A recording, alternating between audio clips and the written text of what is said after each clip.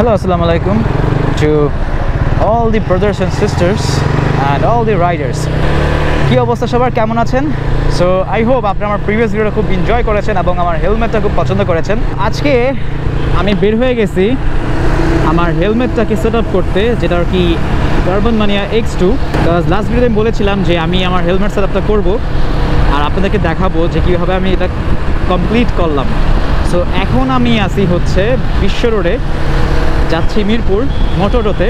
তার আগে আরেকটা জায়গায় যেতে হবে, ছোটো একটা কাজ আছে, সেটা কমপ্লিট করে দেন হচ্ছে যাব মোটো অটোতে গিয়ে। আমার আজকে লাইক অনেক কিছু কিনতে হবে, জানি না সব কিছু পাবো কি না, বিকজ ওদের ওয়েবসাইটে চেক করেছিলাম সব কিছু মোটামুটি একটু স্টকর অবস্থা। লেটস সি যে আমি আজকে অ্যাক্সেসরিজ অ্যান্ড যা যা কিনতে চাচ্ছি সেগুলো পাচ্ছি কি না।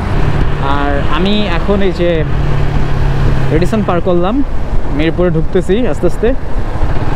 ততক্ষণে আপনারা একটু অপেক্ষা করেন মোটরটা যাওয়া পর্যন্ত, আর রাস্তাটা এনজয় করেন।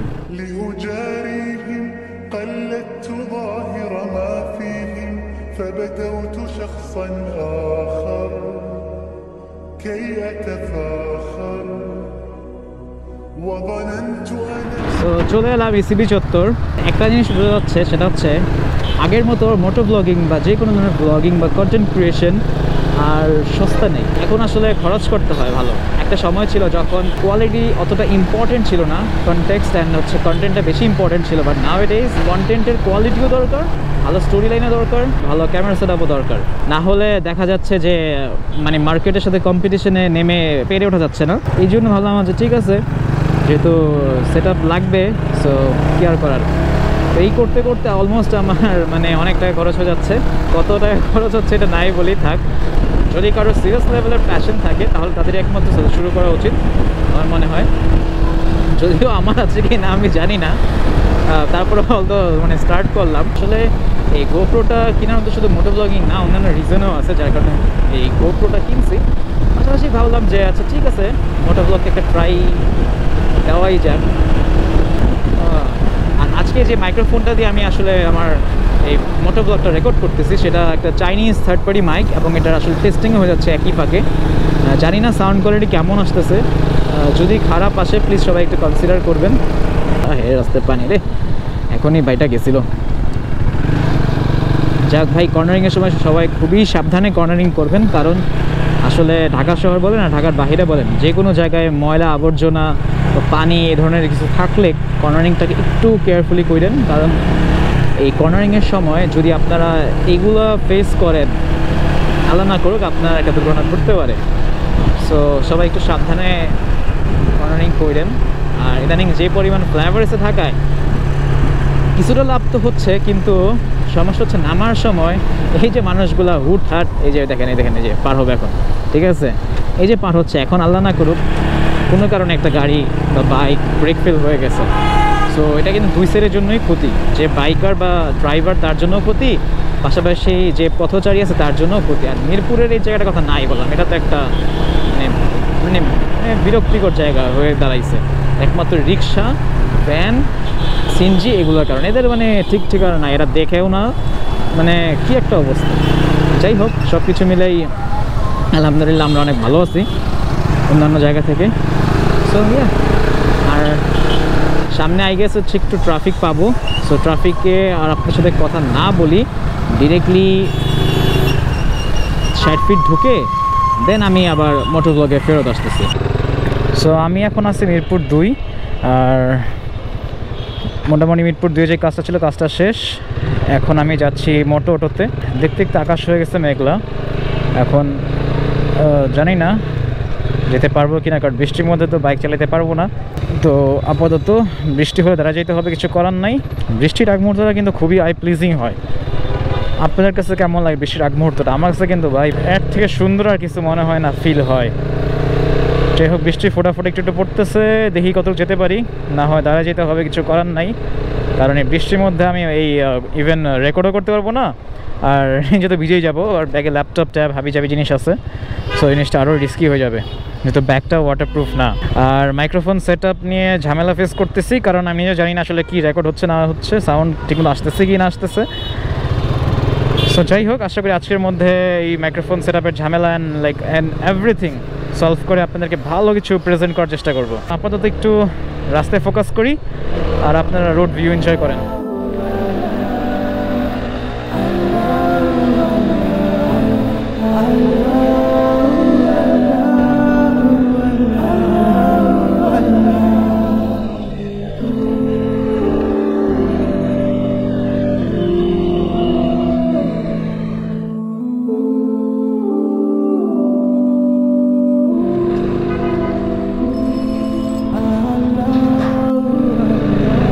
মিরপুর শরীফের রোডটা খারাপ, না হয় আমি আর 2 মিনিটে পৌঁছে যেতাম।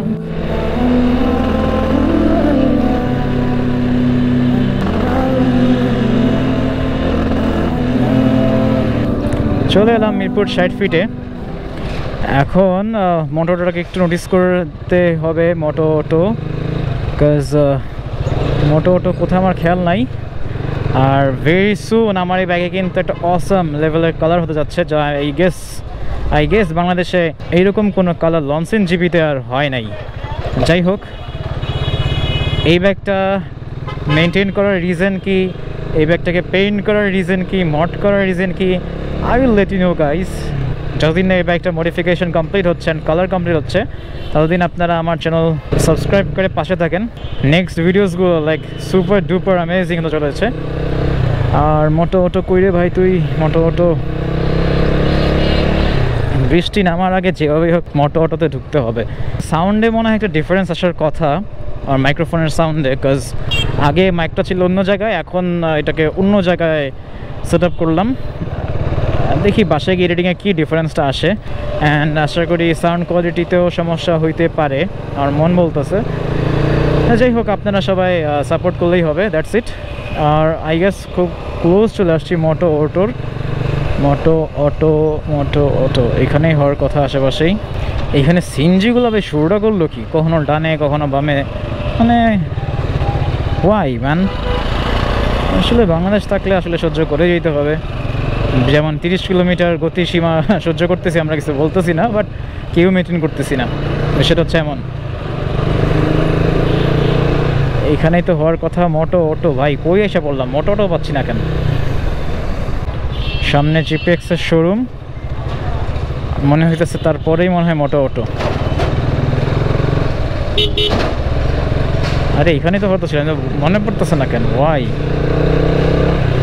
যখন মানুষ তাড়াহুড়া থাকে তখন এমনই হয়, আমার যেটা মনে হইতেছে, সব কিছু উল্টাপাল্টা লাগে। সো এই হচ্ছে আমার X2 হেলমেট, এটা আমার একটা পুরনো helmet. So let's go moto auto. এই হলো মোটো অটোর আউটলেট, আর এখন হেলমেটটা আমাদেরকে দিয়ে দিব।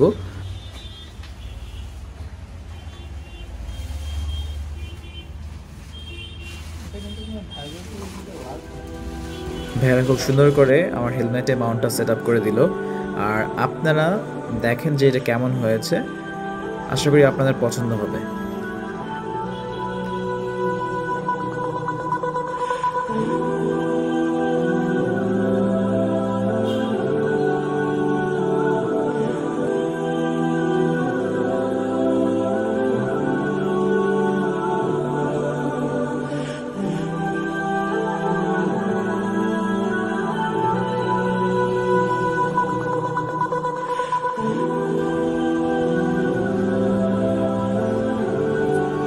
সো পড়তেছে বৃষ্টি, যার জন্য দাঁড়াইছিলাম, আর মোটোটা থেকে বিদায় নিয়ে নিছি।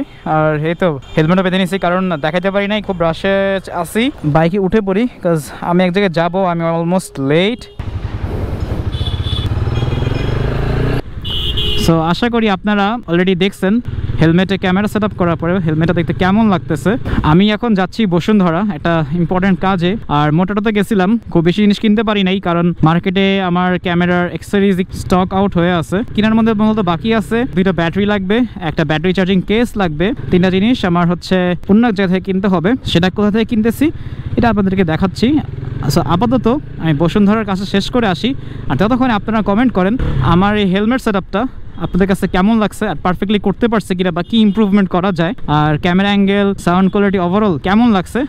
সো আপাতত এখানেই বিদায় নিচ্ছি, আর দেখা হচ্ছে পরের ভিডিওতে। টিল দেন সবাই ভালো থাকেন, সুস্থ থাকেন, আর চ্যানেলটা সাবস্ক্রাইব করেন। So see you guys in the next one.